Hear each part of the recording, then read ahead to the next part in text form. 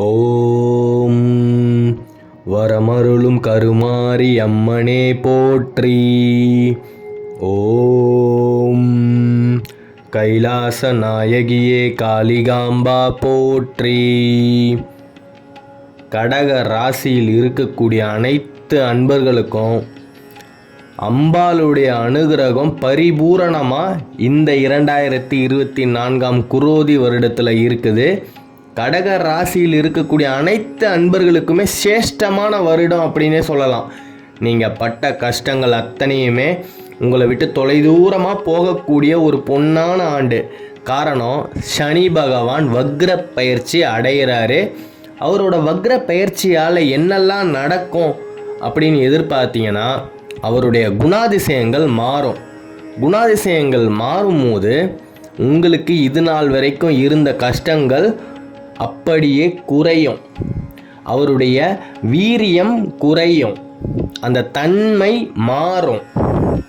அப்போது இது நாள் வரைக்கும் உங்களை யாரெல்லாம் எதிரியாக நினச்சாங்களோ அவங்க ஏதோ ஒரு விஷயத்துக்காக உங்களை நண்பனாக நினைக்கணும் அப்படின்னு எந்நேரம் எப்பயோ யோசிச்சுட்டு இருப்பாங்க. ஆனால் இன்னும் உங்ககிட்ட நெருங்காமல் அதை காட்டிக்காமல் இருப்பாங்க. காலம் கனியும் போது கண்டிப்பாக உங்ககிட்ட சரணாகதி அடைவாங்க. அப்படி அடையும் போது நீங்கள் என்ன தெரியுமா பண்ணுவீங்க? ரொம்ப தாராளமான மனசுக்காரங்க. ஐயையோ, இத்தனை நாள் நீ என்னை எதிரியாக தானே நினச்ச அப்படின்ற எந்த விதமான ஒரு மனப்பான்மையுமே இல்லாமல், உதவி வேணுமா ஐயா, அம்மா உனக்கு என்னிடமிருந்து உதவி வேணுமா, நான் செய்கிறேன் அப்படின்னு ரொம்ப ரொம்ப கனிவாக அவங்கள்ட்ட நடந்துப்பீங்க. அந்த குணத்தால் தான் இன்னமும் நீங்கள் நல்லா இருக்கீங்க அப்படின்றது தெரிஞ்சுக்கோங்க. சனி கொடுத்தார் எவர் தடுப்பார் அப்படின்னு இருக்கும்போது சனி பகவானுடைய திசை உங்களுக்கு அடிக்க ஆரம்பிச்சிருச்சு அப்படின்னு தான் சொல்லணும். மிகப்பெரிய ஒரு ராஜயோகம் இருக்குது. அப்பேற்பட்ட ராஜயோகம் வரும்போது வாய்ப்பை தவற விட்டுடாதீங்க.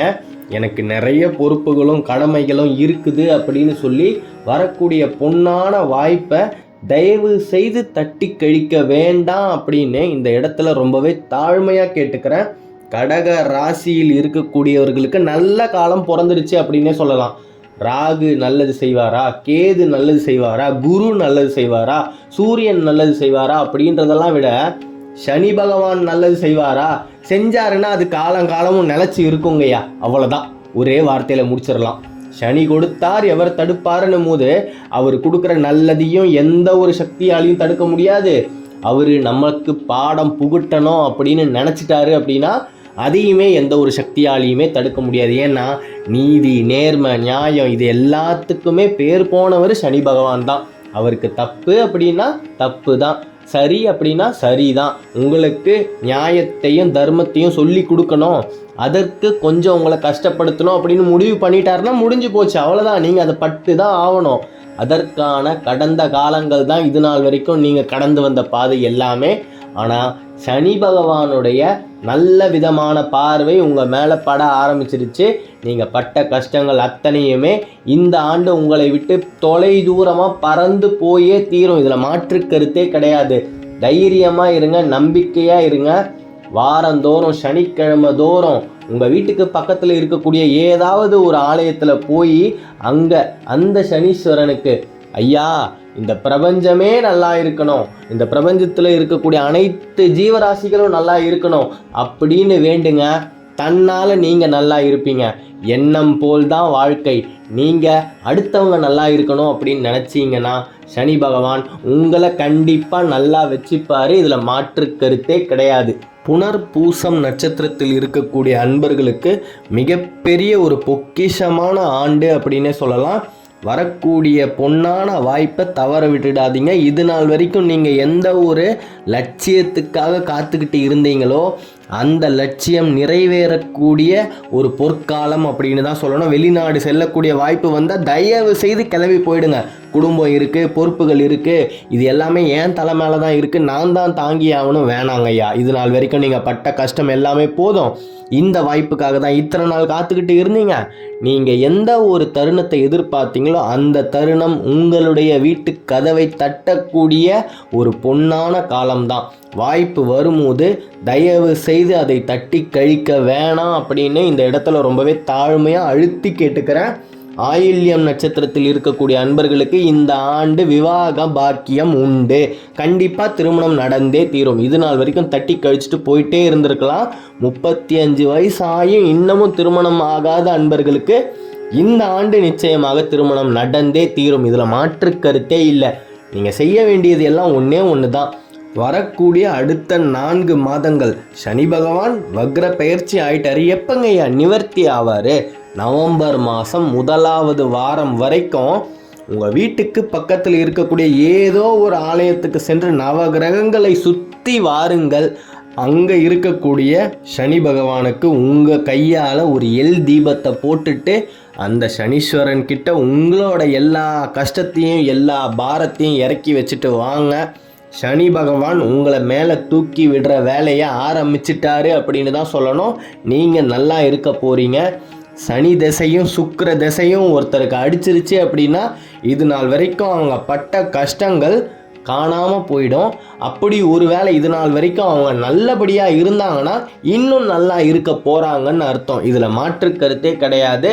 எந்த விதமான மனக்குழப்பத்துக்கும் மன அழுத்தத்துக்கும் கடக ராசியில் இருக்கக்கூடிய அன்பர்கள் இனிமே ஆளாகவே கூடாது. போதும், அன்பு வச்சு வச்சு ஏமாற்றத்தை தான் நம்ம சம்பாரிச்சிருக்கோம். ஏமாற்றம் மட்டுமே தான் நமக்கு மிஞ்சி இருக்கு. ஏன்னா துரோகத்துக்கு நடுவில் நீங்கள் வாழ்ந்துக்கிட்டு இருக்கும் சமயத்தில் நீங்கள் யார் மேலே அன்பு வச்சாலும் அந்த அன்பு உங்களுக்கு திருப்பி வரவே வராது. ஆனால் உங்ககிட்ட எல்லாத்தையுமே வாங்கிட்டே தான் இருப்பாங்க. நீங்கள் அவங்களால ஏமாற்றப்படுகிறீங்க அப்படின்றத நீங்கள் கண்டுபிடிக்கிற வரைக்குமே உங்ககிட்ட இருந்து செல்வத்தையும் வாங்கிட்டு தான் இருப்பாங்க, உங்களுடைய உழைப்பையும் வாங்கிட்டு தான் இருப்பாங்க. இதில் மாற்று கருத்தே கிடையாது. ஏன்னா உங்களுடைய கிரக கோச்சார பலன்கள் அப்படி இருக்குது. ஆனால் இனிமே ஏமாற மாட்டீங்க. அடுத்து வரக்கூடிய 6 மாதங்கள் மிகப்பெரிய ஒரு ஞானோதயம் உங்களுக்கு தன்னால் பிறந்து இருக்கும். இதில் எந்த விதமான மாற்று கருத்துமே கிடையாது. நீங்கள் யாருக்கிட்டெல்லாம் ஏமாந்தீங்களோ அவங்கக்கிட்ட இருந்தெல்லாம் ஒரு 10 அடி தள்ளி நின்று சுதாரிக்க ஆரம்பிச்சிட்டு இருப்பீங்க. எந்நேரம் ஆஹா இவர் நம்ம கிட்ட இருந்து எதிர்பார்க்கறது இதுதான், இந்த வேலையை நம்ம செஞ்சு கொடுத்தோன்னே மறுபடியும் நம்மளை கழட்டி விட்டுடுவார் அப்படின்ற ஞானோதயம் உங்களுக்கு கண்டிப்பாக வந்தே தீரும். மிகப்பெரிய ஒரு மாற்றம் உங்களுடைய வாழ்க்கையில் நடக்க போகிறது. நீங்கள் உங்களுடைய லட்சிய கனவுக்காக உங்களுடைய வெற்றி பாதையில் ஓடிக்கிட்டே இருக்கும்போது மிகப்பெரிய ஒரு தெய்வ சக்தி உங்களுக்கு இன்னும் சுலபமாக நீங்கள் உங்களுடைய லட்சியத்தை அடையக்கூடிய அளவுக்கு எல்லா விஷயத்தையும் சாதகமாக மாற்றி கொடுத்தா எப்படி இருக்கும்? அந்த ஒரு தருணத்தை நீங்கள் பொன்னான தருணம் தானே சொல்லுவீங்க. அப்பேற்பட்ட ஒரு பொன்னான தருணம் தான் அடுத்து வரக்கூடிய 4 மாதங்கள். சனி பகவானுடைய சாதகமான பார்வை உங்கள் மேலே பட ஆரம்பிச்சிருச்சு. நீங்கள் பட்ட கஷ்டங்கள் அத்தனையுமே மறையப் போகிறது. கடகராசியில் இருக்கக்கூடிய அன்பான அன்பர்களே, நிறைய பேர் சொந்த வீட்டை விட்டுட்டு வாடகை வீட்டுக்கு வந்திருப்பீங்க. கடந்த 2 மாதமாக வாடகை கூட கட்ட முடியாத அளவுக்கு அவ்வளவு பண நெருக்கடி அத்தனையுமே மாறும். இதில் எந்த விதமான சந்தேகமுமே வேணாம். நீங்கள் நல்லா இருக்க போகிறீங்க.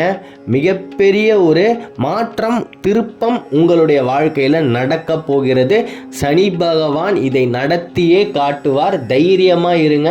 மன தைரியத்தோடு உங்களுடைய வாழ்க்கையில் எதிர்த்து போராடுங்க. வரக்கூடிய அனைத்து கஷ்டங்களையும் எந்த விதமான ஒரு தருணத்துலையுமே மன அழுத்தத்துக்கு ஆளாக வேண்டாம். மன அழுத்தம்தான் உங்களுக்கு மிகப்பெரிய பாதகமே. உங்களுடைய லட்சியத்தை அடைய விடாமையும் உங்களுடைய வெற்றியை உங்ககிட்ட நெருங்க விடாமையும் இருக்கிறது உங்களுக்குள்ளேயே இருக்கக்கூடிய உங்களுடைய மன அழுத்தம் மட்டுமே தான்.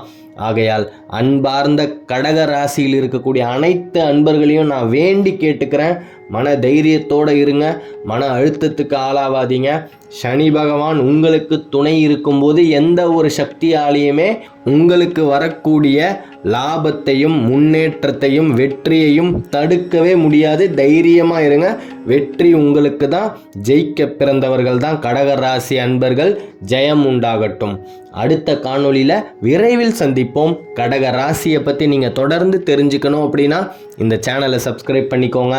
தென்னாட்டுடைய சிவனே போற்றி, எந்நாட்டவருக்கும் இறைவா போற்றி. நன்றி.